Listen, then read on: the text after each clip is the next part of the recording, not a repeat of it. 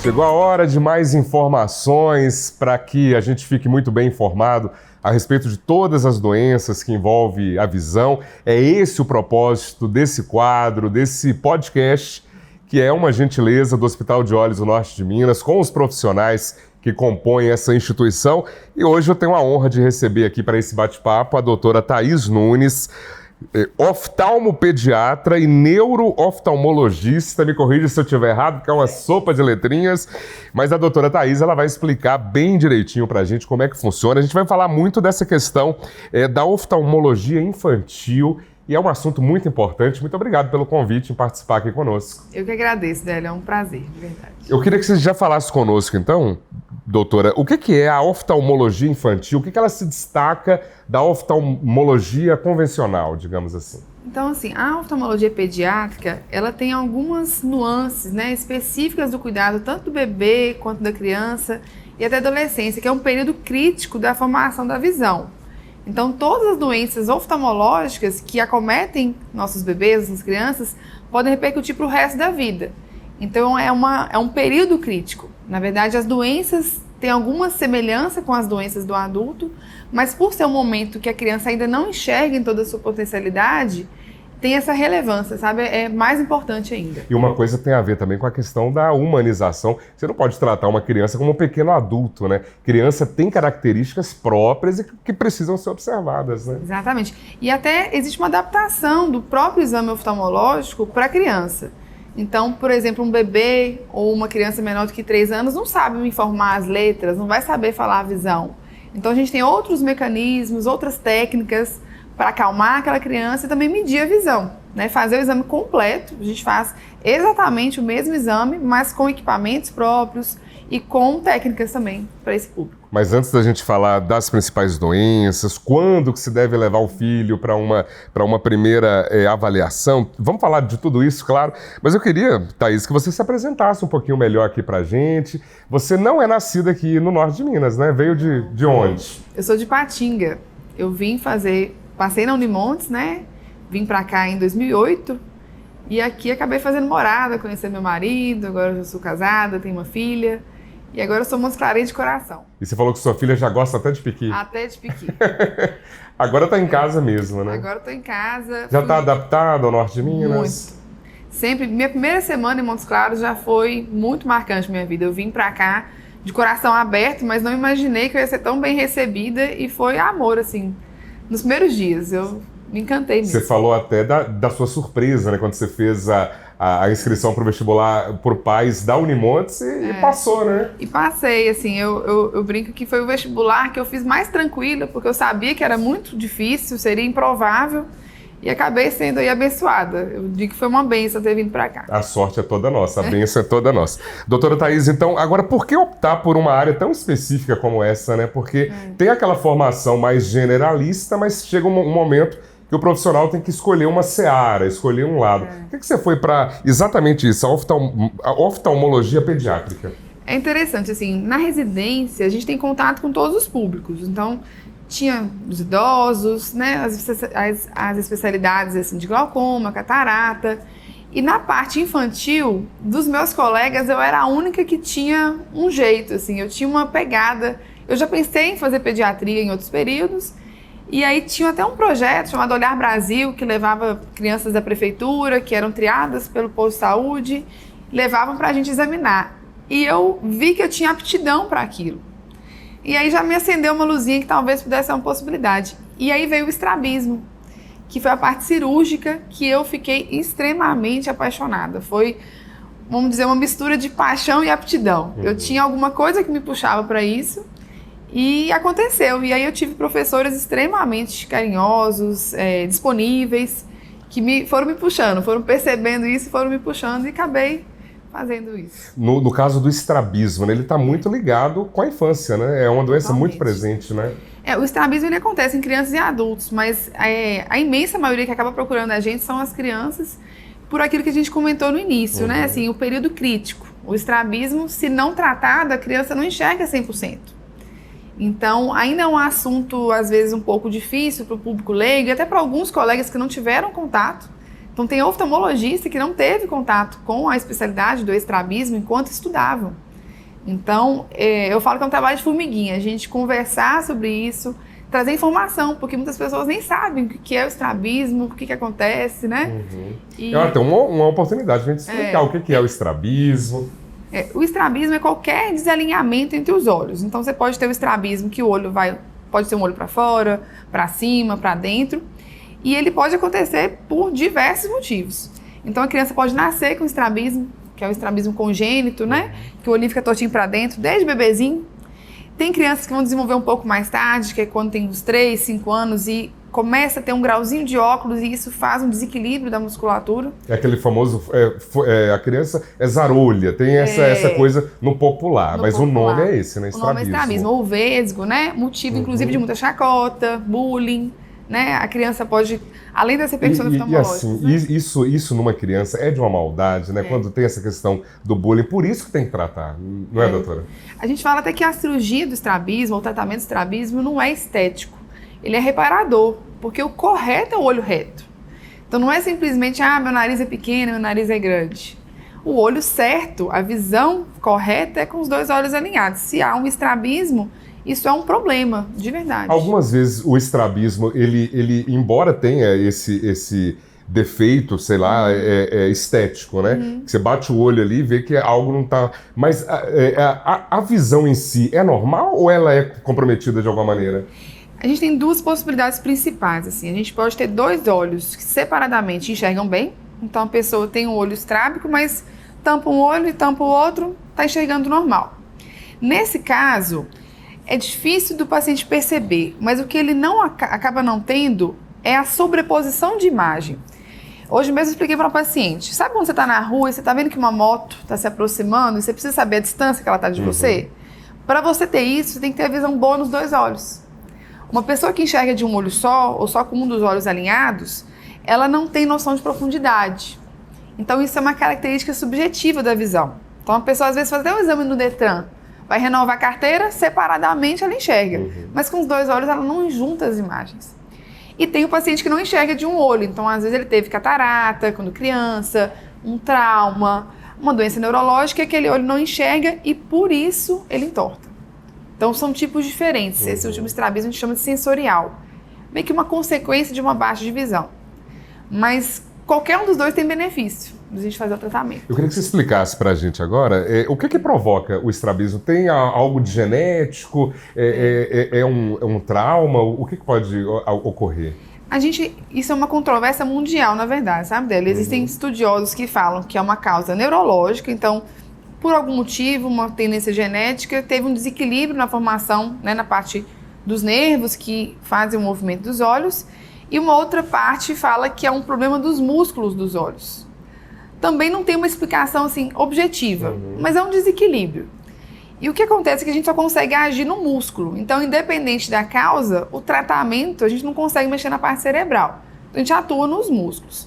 E tem aquelas crianças que têm tendência, os adultos que podem ter uma tendência a ter estrabismo, por exemplo, os prematuros, os pacientes, né, com algum problema neurológico, às vezes paralisia cerebral, a própria síndrome de Down, atrasos globais de desenvolvimento, crianças com autismo também podem ter o estrabismo, mas não é específico de um tipo neurológico, né, de um problema neurológico específico. O estrabismo ele acontece na imensa maioria de uma forma idiopática. Acontece porque ia acontecer. E, em geral, se manifesta na infância? A maioria. Esses mais clássicos, assim, descritos, eles acontecem antes dos 8 anos, 10 anos de idade. Hoje a gente fala muito do estrabismo do adulto. Tanto relacionado a doenças neurológicas, igual você falou do trauma, do acidente, né? Às vezes a paciente teve um acidente de carro ou teve um AVC. Então, são causas de estrabismo no adulto.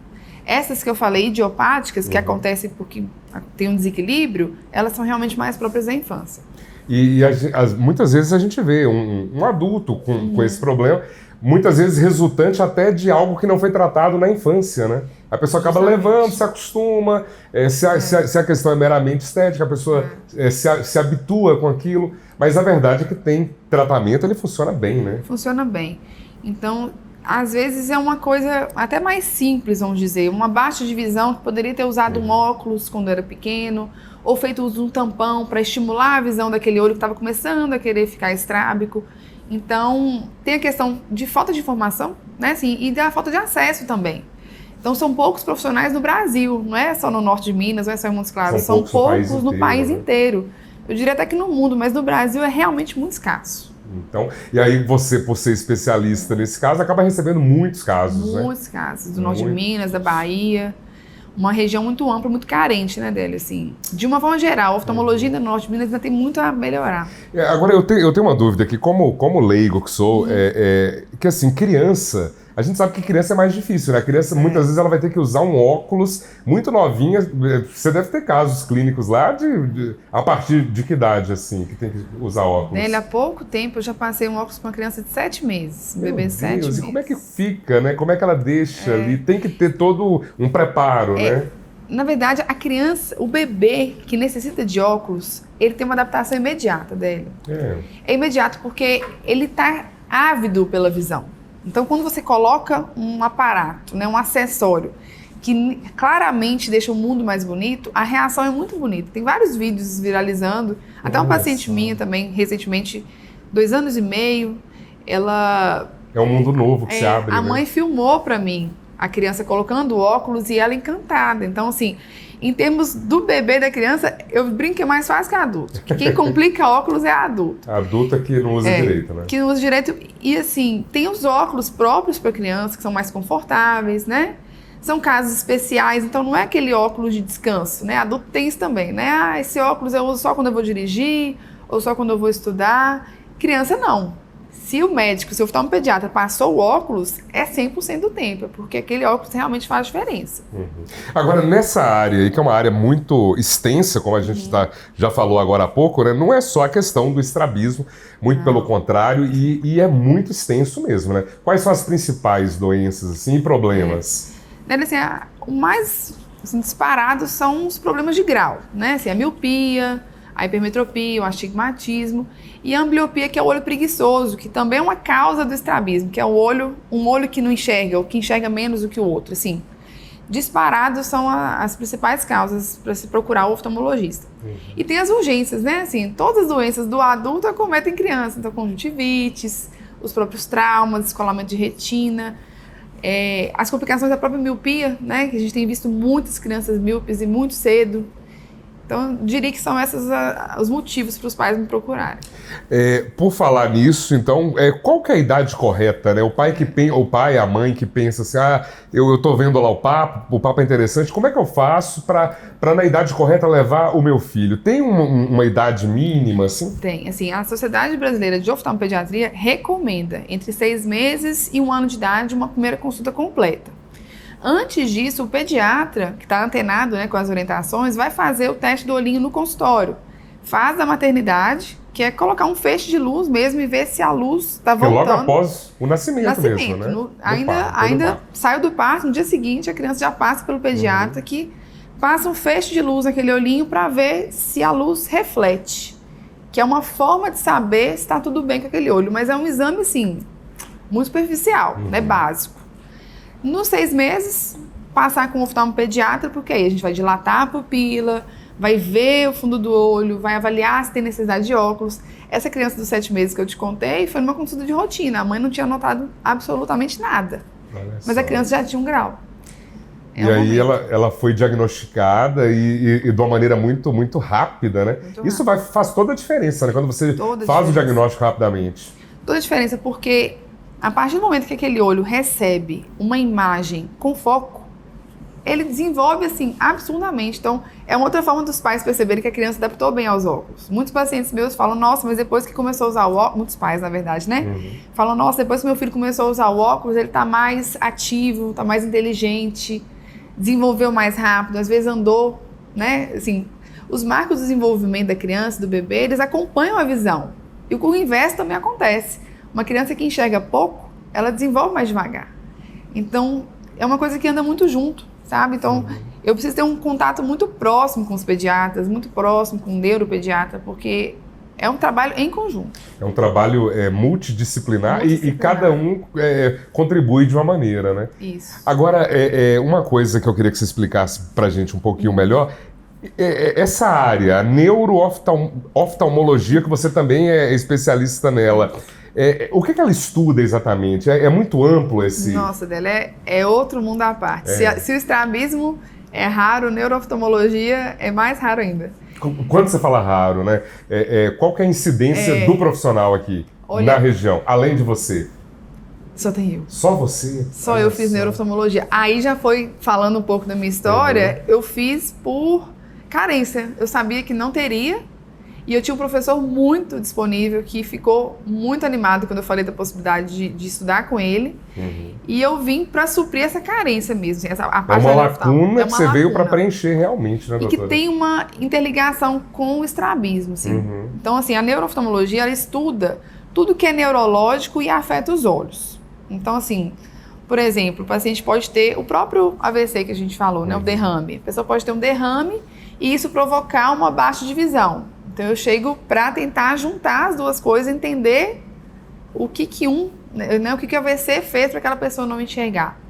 E uma infinidade de doenças do nervo, né, do que faz a gente enxergar, que o que faz a gente enxergar é a retina, que forma o nervo óptico, que leva para o nosso cérebro.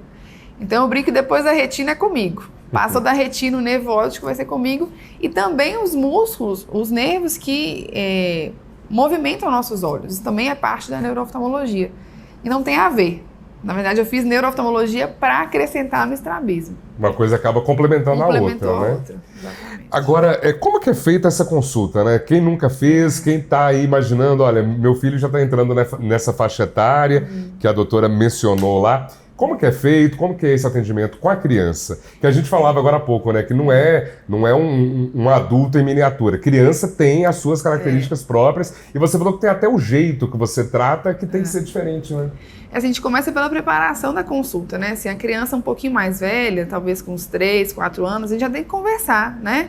Que vai no médico, que vai pingar gotinha, que vai arder um pouquinho, mas que a gente vai estar com a criança, né? Escolher um horário que a criança está mais tranquila, então às vezes depois de uma soneca, depois de uma refeição. E os pais também têm que estar tranquilos com relação à consulta, porque é uma consulta que demanda paciência dos pais e da criança, né? Tanto o profissional também que está atendendo, mas a família tem que estar aberta para uma consulta mais demorada. Quem está acostumado a consultar com um oftalmo geral acha que é uns 10, 15 minutinhos vai resolver. Para começar, minha consulta é 1 hora. 1 hora, mais demorada. A gente pede pelo menos isso para disponibilidade. Então a gente tem que ver, medir a visão dessa criança, que dependendo da idade, a gente tem que usar objetos coloridos, vídeos, luz, para ver se essa criança acompanha aquele movimento, se ela tem o olho centralizado, se a pupila dela reage à luz. São algumas formas que a gente consegue identificar se a criança tem alguma baixa de visão. A partir dos 3 anos, a maioria das crianças consegue ver, né, as figuras na tela, né, que a gente mostra um cachorrinho, uma casinha, e eles conseguem informar para a gente a visão. Então essa é a parte da medida da visão. Depois que a gente dilata as pupilas, né, que pinga o colírio, aquele que arde, que ninguém gosta, né? Espera um pouquinho, a gente consegue fazer a avaliação do grau dessa criança, mesmo que ela não informe, com um aparelho que chama retinoscópio, que parece com aquele lá do pediatra que fez na maternidade, que joga uma luzinha. É ele um pouco mais específico do especialista, sabe? Então, com ele e umas lentes especiais, eu consigo ver se a criança precisa de óculos. E, por fim, a gente olha o fundo do olho, que é colocando uma lente na frente do olho da criança e a gente visualiza mesmo todas as estruturas, a retina, o nervo, os vasos, pesquisa tumor, né, alterações de outras doenças, como diabetes, e por aí vai. Então, são as mesmas etapas da consulta do adulto, adequadas para a criança. Agora, me corrija se eu estiver errado, porque criança é tudo muito acelerado, né? Quando você descobre algum problema em se tratando de criança, essa resposta também é mais acelerada, né? Demais. Ele reage melhor ao tratamento? Reage demais, velho, assim, é impressionante. Tanto a recuperação até mesmo cirúrgica, sabe? Até o estrabismo, quando a gente opera, a criança depois de 1, 2 dias, ela já tá vida normal. O adulto, às vezes, demora uns 15 dias, até assim, uma questão de liberação do trabalho, né? A gente pede uns 15 dias, a criança é o contrário. Ela Com tá pouquíssimos ávida, dias, né? ela tá, né? Tem que tomar cuidado para não machucar, então, tranquila. A criança é muito plástica dela, assim, por mais que seja uma consulta que demanda um pouquinho, em termos técnicos, né? Assim, é muito satisfatória, a criança ela fica muito bem. Eu tenho que aproveitar aqui a sua presença, doutora, até por ser pai. Eu sou pai de um menino de 8 anos, e você falou aí a questão de telas, né? E é importante a gente trazer aqui o que é seguro para essas crianças, porque talvez a minha geração, que é um pouquinho antes da sua, a gente não teve esse problema crônico que as crianças de hoje têm, que é o contato com tela, com tablet, com celular. Isso pode atrapalhar, pode agravar os problemas da visão? Infelizmente, e qual que é a pode. dica? Délio, assim, eu peço... Primeiro vamos falar da recomendação oficial. Até 2 anos de idade é totalmente contraindicado qualquer tela.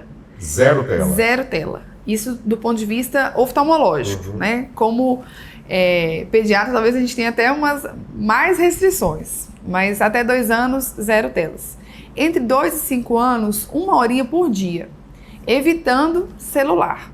Então, se for ter acesso à tela nessa idade, que seja televisão e afastado. Depois dos 5 anos, 2 horas por dia. E aí começa a entrar o bom senso da família, né? Assim, o que eu peço hoje para quem me procura, quem me pede uma opinião como médica e como mãe, que eu também sou, né? Ter um horário estipulado, né? Para minha família, para minha situação, hoje eu preciso que meu filho fique 1 hora no celular ou na televisão, porque eu tenho que fazer um almoço, ou porque eu preciso resolver uma coisa. Ter um limite, sabe? Isso já é extremamente importante para o desenvolvimento. Porque até uma questão assim, que não se deve privar completamente, até para não tirar. É uma coisa dessa geração nova, né? Mas é tudo com prudência, né? É com prudência, porque fica uma bola de neve, sabe, Délio? Porque a tela, agora saindo um pouquinho da oftalmologia, ela tem um poder viciante, né? Então, quanto mais você está no celular, que você está na tela... Ainda tem um toque, né? A coisa do toque. Né? Aquilo tem um reforço positivo, né? Hoje a gente vê que até mesmo as plataformas, né? YouTube, eles vão mostrando para você. Acabou um vídeo, ele mostra o próximo. Porque ele quer te reter naquela plataforma. E a criança, como a gente falou do cérebro, ele está muito aberto, está muito plástico. A criança, um bebê que já adquire esse hábito desde novo, ele vai ter repercussões infinitas. Então, em termos de criatividade, de inteligência emocional, então a gente já vê crianças menos empáticas.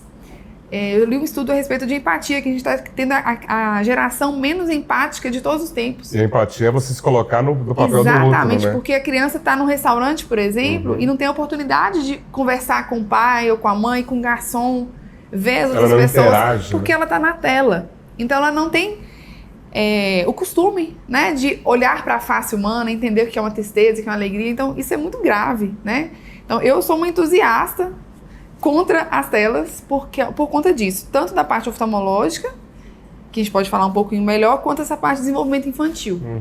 E aí a gente até retoma aquele assunto anterior, como que tá ligado, né? A oftalmologia pediátrica com o pediatra, o profissional pediatra, quer dizer, são coisas que tem que caminhar juntas, né? Porque não adianta nada a pessoa chegar já com sintomas bastante avançados e ela não corrige isso, ela continua tendo o mesmo contato com as telas posteriormente. Ou seja, todo o ganho que a medicina pode trazer pode se perder, né? Se a pessoa de fato, não aprender a lidar com isso. Né? É assim, a gente tem que sempre dar o nosso parecer profissional, né, Délio? Depois que eu fui mãe, acho que eu peguei mais essa pegada assim, do que é real. Então, eu como médica, eu quero zerar a tela das minhas crianças. Mas como mãe, eu entendo o que a família precisa, né, a rotina, às vezes, é pesada. E uma criança fora das telas é uma criança que demanda mais atenção. Então, eu tenho que trazer informação para esse pai e falar, olha, as telas não são tão boas assim, por isso, isso e isso. Mas vamos encontrar um meio termo, vamos negociar com essa criança, com esse adolescente, qual vai ser o período, o que ele vai assistir, né? Exatamente. Eu me lembro até de uma entrevista que eu fiz na época que eu trabalhava na TV ainda, e que uma criança autista, ela só se comunicava com as telas. Então a gente às vezes tem aquela mania de achar que é o vilão, né? Mas em alguns casos não, né? Porque a tecnologia ela pode ser sedutora, ela pode ser utilizada, mas é tudo uma questão de bom senso, né? De quantidade de horas. Gente, só reforçando, até 2 anos, zero tela, hein? Zero tela. Doutora Thaís, uma coisa importante da gente falar também, já que ficou claro aqui que você veio para preencher uma lacuna importantíssima. É muito bom que na nossa região tenha uma profissional como você. Mas, paralelo, né, à formação sua, é necessário que tenha também bons equipamentos, e aí que o Hospital de Olhos entra, né? Porque essa vanguarda tecnológica também é importante. Importante demais, Hélio, porque é muito rápido, né? Assim, a tecnologia para a saúde, para a oftalmologia, foi uma coisa muito acelerada, né? Enquanto eu estava na residência, novos equipamentos surgiram, novas tecnologias. E não para, né? E não para. E até em termos cirúrgicos mesmo, o estrabismo é uma cirurgia que exige muito do profissional, mas que precisa de uma estrutura preparada, segura para o paciente, né? Assim, em termos anestésicos, em termos de logística mesmo, de toda a equipe. No meu ponto de vista, assim, o que destaca muito, para mim, faz muita diferença, é uma equipe muito bem treinada. Então, por mais que a gente tenha poucos aparelhos que a gente use diretamente na criança, né, que são mais portáteis, também são extremamente importantes, mas a parte humana é realmente um destaque aqui. É fundamental, então, ter esse casamento perfeito aí entre o profissional e a tecnologia. O nosso assunto está muito bom, a gente poderia falar aqui durante muito tempo, mas eu queria que você deixasse, doutora Thaís, uma mensagem final. O que é mais importante a gente reforçar para os pais, né? Quem pegou esse papo aí e já está com vontade de voltar do início lá e pegar tudo, que pegou só um pedaço, o que é mais relevante, o que é mais importante a gente destacar? O meu apelo hoje é que todas as crianças façam sua consulta, mesmo que não sintam nada. É muito frustrante a gente lidar com uma criança que já passou do período que poderia ter sido estimulada, sabe? Uma criança de 10, 12 anos que perdeu aquele momento, sabe? De ter diagnosticado desde criança. Então, que os pais não esperem que essa criança manifeste alguma coisa. Faça sua consulta de rotina, converse com o médico, qual que é a periodicidade que ele recomenda, que a gente permita que essas crianças enxerguem, que é meu maior sonho, que todas as crianças tenham o direito de enxergar, que consigam chegar. Tá certo. Doutora Thaís, muito obrigado, viu, pela sua participação. Eu sei que você está em casa, você está onde você trabalha, mas obrigado por ter aceitado o nosso convite para falar com as pessoas e trazer informação, porque informação relevante salva vidas, pode despertar a consciência em muitos pais. Eu agradeço a sua participação. Obrigada, Délio. Até a próxima. Até a próxima.